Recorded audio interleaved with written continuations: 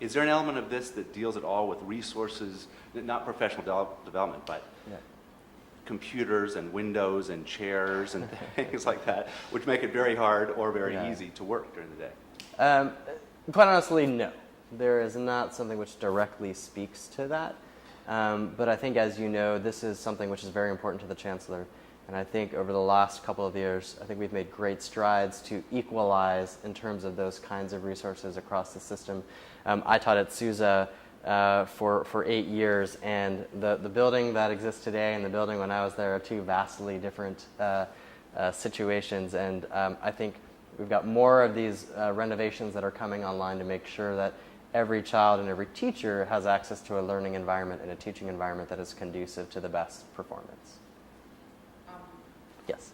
What I wanted to say is that initially when I was presented with the information about impact, the thing I like is that you all are very open to making modifications and adjustment as you go along, and you find things that are ineffective and things that are working well.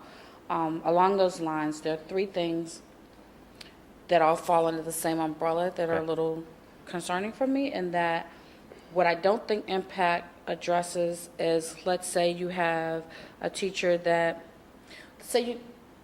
let's relate to students as well. Sure. You have a student that doesn't test well. Yeah. There may be a teacher that doesn't do well because there's someone else in the classroom evaluating them. Mm-hmm. So I think impact would not necessarily be a good way to gauge in that situation. I also think that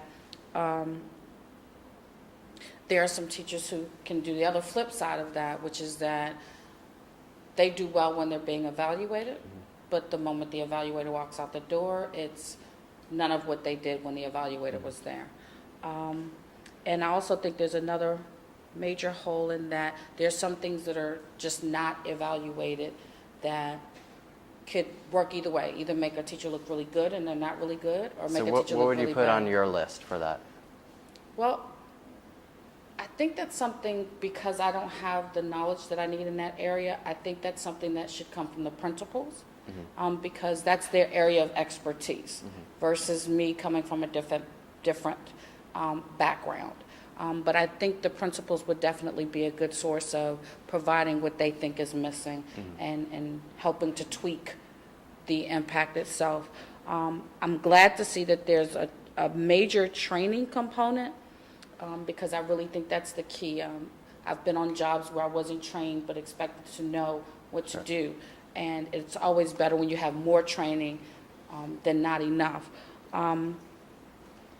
And as far as I was thinking in terms of globally, when I think about other countries and school systems that are doing well to educate their students, I've learned that the teachers come from the top of their class when they're graduating.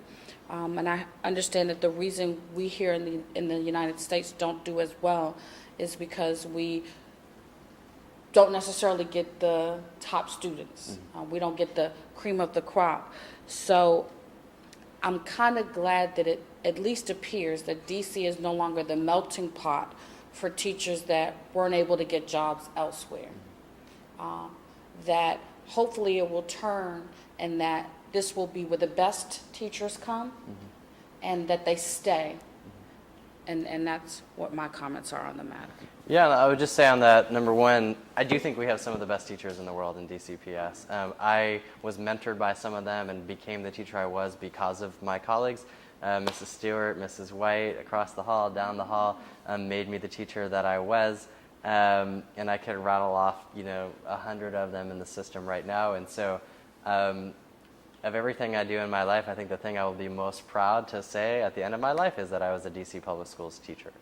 To your point about revision, absolutely. We have no claims that this is a perfect system. It is certainly imperfect. And so we've spent the last 6-7 months engaged in literally 50 focus groups with teachers and other staff at schools, talk to parents as well, talk to administrators, talk to folks in other school systems, to make sure that we can figure out what should we fix, what should we change.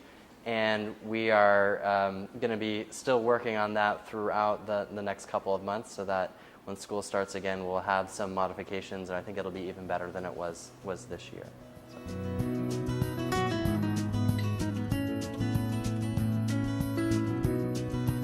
I wonder if you could expand a little bit on the impact that impact has on professional development.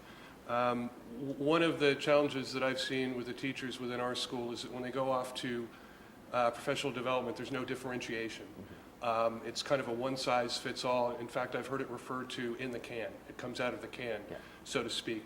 So I wonder, and I kind of put this to you as, I guess, as a math teacher, does it make sense that someone's mastering calculus to go get professional development in basic mathematics? No. So could you give a sense of the kind of where the professional development track is going? And there are two kind of process questions that I had. As I understand it, the impact scores can be seen by the different evaluators. Mm-hmm. And it struck me that there was a potential conflict there, especially when you were talking about someone either potentially losing their job or, on the flip side of that, earning some type of bonus. Mm-hmm. That someone could take a look at those scores and do some simple math, and you get a 2 here instead of a 3, and things get thrown off a bit. And just the third point, I noticed in it that there's no mention or acknowledgement of parental engagement in impact. One of the things that you will hear from teachers is that this gives me a great blueprint, but I'm going to put my focus on what this blueprint says that I need to do. Mm-hmm. I'll teach to impact, mm-hmm. as opposed to, and so I just wonder how that works with, we're having an exercise here to engage parents, but in an evaluation system it doesn't appear to be encouraged with teachers and parents. So I just want to make sure that I understand the third thing. You're saying that there's no piece and impact about teachers engaging with parents. Yes. Yes. You're right. This is something, though, that we're actually adding in for next year, so based on teacher and parent feedback. I think this will be an evolution. So there's something else which is not in impact, but we're trying to figure out how we would do it in future years, and that is student feedback. Right? So we'd love to ask your students, well, what do you think of this teacher? Is what you see on the days that you get evaluated the same as what happens on every other day? And so actually the chancellor has a high school cabinet of high school teachers, and high school students rather, and they've been thinking about what are the right questions to ask, does this make sense, would it work, etc. You actually mentioned 3 things though. The blind, the scores are blind. So they are blind to the master educators. These are the people who are experts in a certain field, and they come into the school, and they have no idea what the other scores are, and they will never know what the other scores are. The principal in the building, though, as the supervisor of the building, we feel has a right to know all the information about their employees. So they do. But the master educators do not. They don't know what, for example, Principal Grant has rated a teacher. They don't know what another master educator has rated a teacher. All they know is what they see that day when they come in. One of the other things about impact, which is, I think, very helpful to teachers, is it's actually web-based. So all the information, the comments, the scores are entered into a web platform. And what that allows us to do is actually use the data to make smart decisions about things like professional development. So in years past, the evaluation forms were on pieces of paper in file cabinets all across the school system.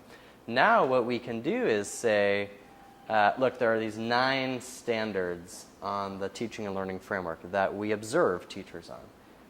Every month we get together the senior leadership and we look and say, how are we doing on the first standard across the whole school system? How are we doing on the second standard?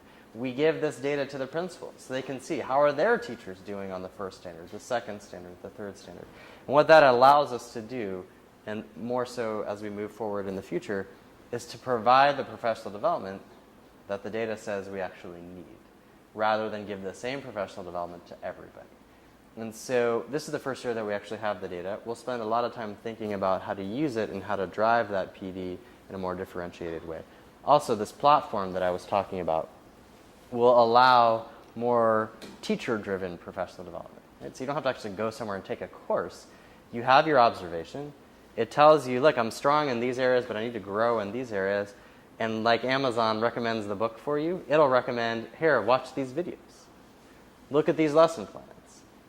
Contact these teachers. Or take these courses.